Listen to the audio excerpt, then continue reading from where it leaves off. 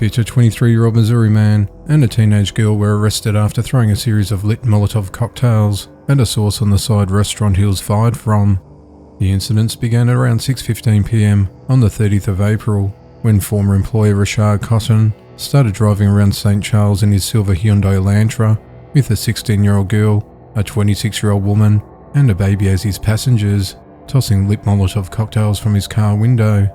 To test the effectiveness of the explosive, he took the first one into the front garden of a residential street in Grainer Drive, damaging the front yard and then driving off. At around 6:35 p.m, Richard threw another one at the Sauce on the Side restaurant on Beale Street in the shopping centre, which hit a 29-year-old woman who was sitting on the patio and suffered minor burns to her thigh. The teen then approached the restaurant screaming with a Molotov cocktail in her hand and threw one right in front of about 15 people. A diner chased her around the corner and managed to grab her, before being punched in the face by Richard, who said to the man, "It doesn't concern you." They then took off in the car, and about 5 minutes later police received a report of a Hyundai crashing near the Bass Pro Shop at North 5th Street, about a mile away from the restaurant. When officers approached Richard to arrest him, he put up a struggle. 2 officers sustained minor injuries to the hands and resorted to macing him to take him into custody.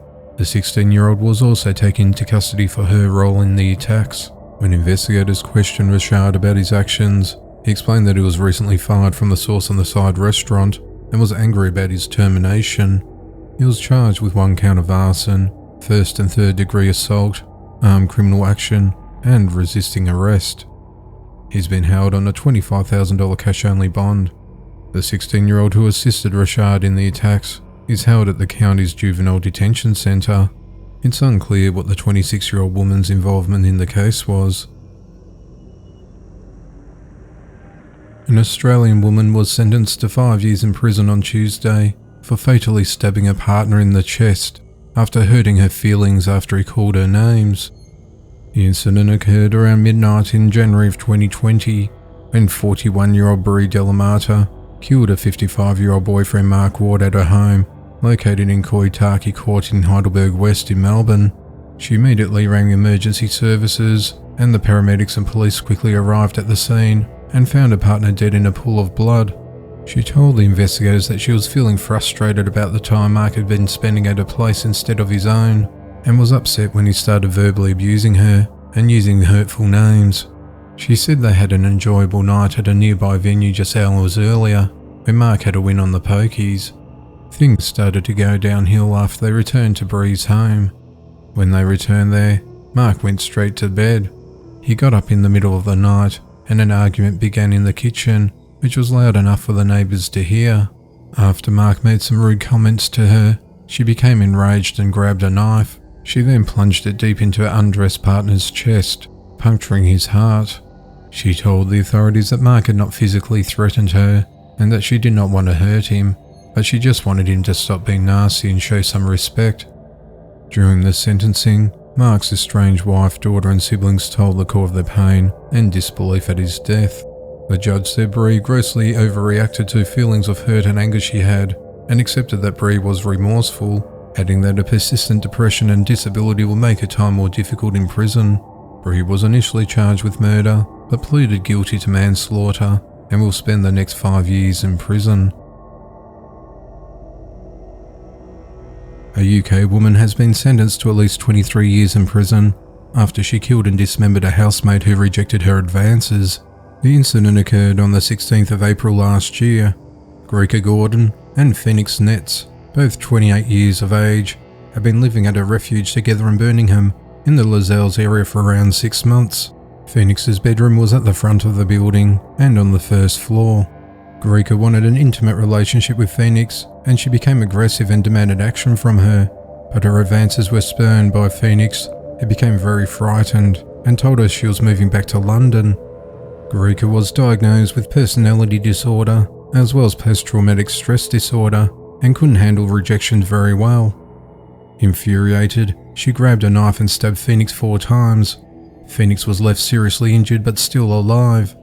Phoenix's phone was used by Greeka to make internet searches such as how to fix a punctured lung, internal bleeding, and can someone recover from getting stabbed between 1:04 p.m.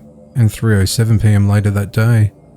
An autopsy later revealed that Phoenix would have survived the attack if she received prompt medical attention. Instead, Greek had let Phoenix die from her injuries with no medical assistance after hours had passed. She then purchased a circular saw on Gumtree for £45, which was delivered to her the following day just before 11 AM. While in the victim's room, she used the saw to dismember her body into 6 different parts. She then organised a taxi to take her to and from the Forest of Dean in Gloucestershire on 4 separate occasions to dispose of Phoenix's remains. The first time was on the 25th of April, when she asked to be dropped off at a campsite where she had 2 suitcases with her. 3 further trips took place between the 10th and the 12th of May. On the last occasion, Greek asked to be dropped off at the gates of the quarry so she could dump 2 large suitcases containing Phoenix's remains. Greeka used the camp nearby where Phoenix's remains were kept and were doused in petrol and set alight and later placed in the suitcases to dispose of. At 10:30 PM that night, the police were initially investigating the taxi that was parked close to the quarry for breaching COVID-19 restrictions, being in an isolated zone. They then came across Greeka standing alone by the quarry at 11:05 PM. Police body cam captures footage of officers confronting Greeka in the Forest of Dean. Close by were 2 large suitcases that smelt burnt. Greeka tries to hamper the efforts of the officers to open the suitcases and warns she'll be charged with obstruction if she doesn't get out the way. Officers then find Phoenix's charred torso and other dismembered remains inside, and she was taken into custody. Detectives retraced Greeka's steps to uncover the lengths she went to conceal her roommate's murder. CCTV footage outside the refuge captures her dragging Phoenix's dismembered body in a suitcase. She was seen buying cleaning supplies and a sleeping bag in a shop. Police who later searched the victim's room found it to be very clean, only to discover that Greeka had organised a waste disposal company to collect Phoenix's possessions, including the carpet, bed and clothing. She also used Phoenix's phone to send messages to her family, telling them that she's fine and she'll be back in London soon. She also searched for things like, does the dismembered body stink, and why do killers get caught? She even looked at buying acid to dispose of the remains, as well as how to set fire to the body, so she could never be identified as responsible for this horrific crime. Greeka pleaded guilty to murder on the 21st of April. On the 4th of May, she was sentenced to 23 years in prison. In India, a mother faces child neglect charges after a 4-year-old daughter almost died from a head lice infestation last month. 26-year-old Cheyenne Nicole Singh of Scottsburg was arrested on Tuesday the 4th of May after a daughter was admitted to a local hospital on the 20th of April. After seeing the infestation, the doctors were horrified and alerted the authorities to the girl's degraded state. She was unable to walk and required 4 blood transfusions. The parasites had depleted the oxygen in the blood to a dangerously low level of about 14% of the usual level required, which could have turned fatal if not for the blood transfusions. The girl's 6-year-old sister also had lice, and her blood oxygen levels were around 72% of normal level. Interviews with school staff revealed the eldest sister had lice for 3 days straight in March, before she was absent for 31 days. The sisters have since been removed from their mother, with child services placing them in the care and custody of their grandparents. The girl's grandmother asked Cheyenne how the lice got so bad, and she responded that she didn't notice and that she was just in a fog. The state of the girl's health was believed to be exposed after the grandmother took photos of the infestation to a pharmacist, who then urged her to take the children to a hospital. This isn't the first time the children have suffered from lice, having got it in November last year. The grandmother told the authorities that she'll buy treatments for the children, and Cheyenne was too lazy to help comb them out and would start all over again. Staff at the hospital said the lice had been feeding off her for so long that her blood oxygen levels had plummeted to the lowest levels they've ever seen.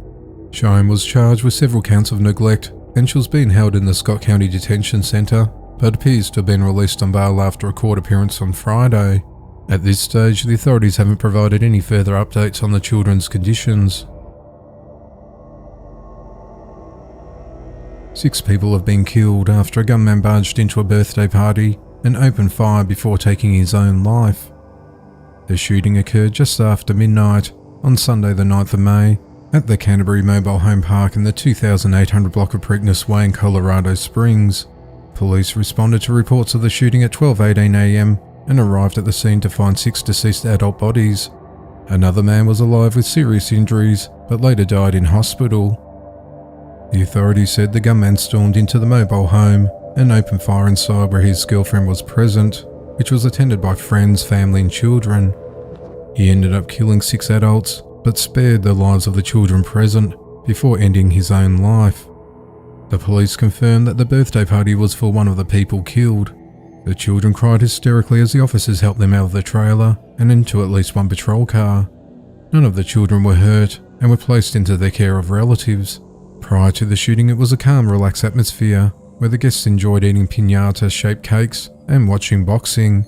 The names of the shooter and the victims are yet to be named by the authorities, who said the motive for the attack wasn't immediately clear. Police are investigating a fatal shooting that took place inside a Miami, Florida fast food restaurant. The incident occurred early Saturday evening on the 8th of May, when 2 customers got into an argument inside a Wendy's outlet located at 11,925 Northwest 27th Place. A 20-year-old male employee tried to intervene and break up a fight, but he was subsequently punched in the face. One of the customers then pulled out a gun on the 28-year-old who just hit the employee and fatally shot him. The victim died at the scene, and the 20-year-old employee was treated on the spot for his injuries, and there were no other reported injuries from the incident. Police are searching for the shooter who fled the scene and haven't provided a description of the man at this early stage of the investigation. A Pensacola, Florida woman who shot and killed a man after he broke into a home will not face criminal charges. The incident occurred on Tuesday the 4th of May, just after 5 p.m, when the authorities responded to the 8,400 block of James Taylor Lane on reports of a man being shot. When they descended onto the property, deputies found the lifeless body of a 54-year-old man who had been shot in the head. The man gained entry by kicking in the front door, and once inside he armed himself with a knife, yelling he was going to harm his children's mother. With the knife in hand, he went from room to room searching and threatening the occupants, who had retreated to a bedroom in the rear of the house. He then confronted a female in the rear bedroom, who, fearing for her life, shot the man twice. In the video, the aggressor can be seen standing on the home's front porch and yelling profanities as he tries to kick the door down. It took 6 kicks for the door to break open, at which point the man enters the house. Florida law allows people to take reasonable steps, including deadly force, to defend themselves from harm, which is often called the stand your ground law. After reviewing the video footage and receiving witness accounts, it was very clear that the man's intent was to harm the woman, so they decided that she won't face any criminal charges. The suspect had an active domestic violence injunction filed against him by the occupants of the house, and he was reportedly on his way for anger management treatment when the incident took place. A 20-year-old British woman in Greece has been murdered by a gang of armed men in front of her baby while her husband was tied up. The ordeal started just before 5 a.m. on the 11th of May at a multi-storey level home in Glikonara, Greece. 3 masked men started trying to break into the property while a 4th remained outside as a lookout. They strangled the dog with its leash and hung it from the fence, and then smashed a CCTV camera. The man who lived there was 32-year-old Babis Agnostopoulos, who's a helicopter pilot. He was sleeping downstairs when he was attacked by the 3 men. He tried fighting them off, but they overpowered him before tying him to a chair and blindfolding him with duct tape. His wife, 20-year-old Carolyn Couch, was sleeping with their 11-month-old daughter in the bedroom upstairs in the attic.